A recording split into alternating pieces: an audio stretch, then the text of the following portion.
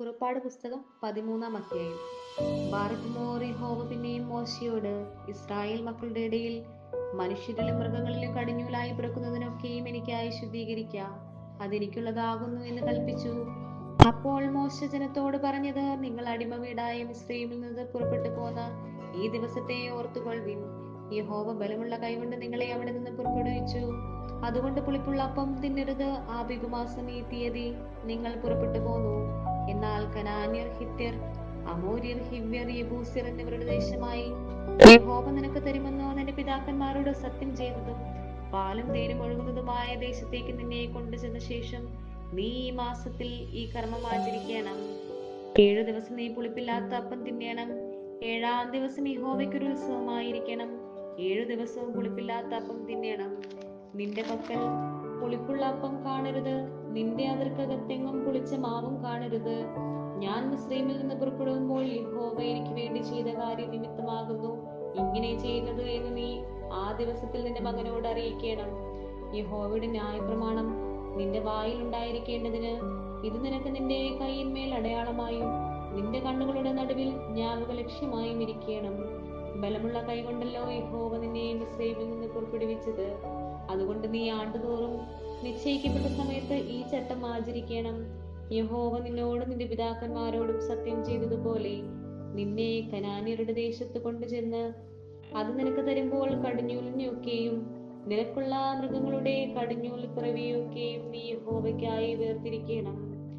ആണൊക്കെയും യഹോവയ്ക്കുള്ളതാകുന്നു. എന്നാൽ കഴുതയുടെ കടിഞ്ഞൂലിനെയൊക്കെയും ആട്ടിൻകുട്ടിയെ കൊണ്ട് വീണ്ടുകൊള്ളേണം. അതിനെ വീണ്ടുകൊള്ളുന്നില്ലെങ്കിൽ അതിന്റെ കഴുത്തൊടിച്ചു കളയണം. നിന്റെ പുത്രന്മാരിൽ ആദ്യജാതനൊക്കെയും നീ വീണ്ടുകൊള്ളേണം. എന്നാൽ ഇത് എന്ത് എന്ന് നാളെ നിന്റെ മകൻ നിന്നോട് ചോദിക്കുമ്പോൾ യഹോവ ബലമുള്ള കൈകൊണ്ട് അടിമ വീടായ മിസ്രയീമിൽ നിന്ന് ഞങ്ങളെ പുറപ്പെടുവിച്ചു.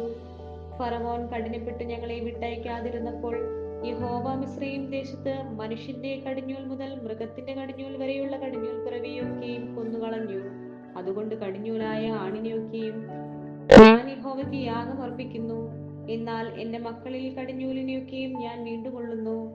ഇത് നിന്റെ കൈയിന്മേൽ അടയാളമായും നിന്റെ കണ്ണുകളുടെ നടുവിൽ നെറ്റിപ്പട്ടമായും ഇരിക്കണം. യഹോവ ഞങ്ങളെ ബലമുള്ള കൈകൊണ്ടും മിസ്രയീമിൽ നിന്ന് പുറപ്പെടുവിച്ചു എന്ന് നീ അവനോട് പറയണം. ഫറവോൻ ജനത്തെ വിട്ടയച്ച ശേഷം ഫെലിസ്ത്യരുടെ ദേശത്ത് കൂടിയുള്ള വഴി അടുത്തത് എന്ന് വരികിലും ജനം യുദ്ധം കാണുമ്പോൾ പക്ഷേ അനുദപിച്ചു മിസ്രയീമിലേക്ക് മടങ്ങി പോകുമെന്ന് വെച്ചു ദൈവം അവരെ അതിലേ കൊണ്ടുപോയില്ല. ചെങ്കടലരികെയുള്ള മരുഭൂമിയിൽ കൂടി ദൈവം ജനത്തെ ചുറ്റി നടത്തി. ഇസ്രായേൽ മക്കൾ മിസ്രയീം ദേശത്തു നിന്ന് യുദ്ധസന്നദ്ധരായി പുറപ്പെട്ടു. മോശെ യോസഫിന്റെയും അസ്ഥികളും എടുത്തുകൊണ്ട് പോന്നു. ദൈവം നിങ്ങളെ സന്ദർശിക്കും നിശ്ചയം. അപ്പോൾ എന്റെ അസ്ഥികളും നിങ്ങൾ ഇവിടെ നിന്ന് എടുത്തുകൊണ്ടു പോകണമെന്ന് പറഞ്ഞ് അവൻ ഇസ്രായേൽ മക്കളെ കൊണ്ട് ഉറപ്പായി സത്യം ചെയ്യിച്ചിരുന്നു. അവർ സുക്കോത്തിൽ നിന്ന് യാത്ര പുറപ്പെട്ട് മരുഭൂമിക്കരികെ ഏഥാമിൽ പാളയമിറങ്ങി. അവർ പകലും രാവും യാത്ര ചെയ്യുവാൻ തക്കവണ്ണം അവർക്ക് വഴി കാണിക്കേണ്ടതിന് പകൽ മേഘസ്തംഭത്തിലും അവർക്ക് വെളിച്ചം കൊടുക്കേണ്ടതിന് രാത്രി അഗ്നിസ്തംഭത്തിലും യഹോവ അവർക്ക് മുമ്പായി പോയിക്കൊണ്ടിരുന്നു. പകൽ മേഘസ്തംഭവും രാത്രി അഗ്നിസ്തംഭവും ജനത്തിന്റെ മുമ്പിൽ നിന്നും മാറിയതുമില്ല. ബാറഖ്.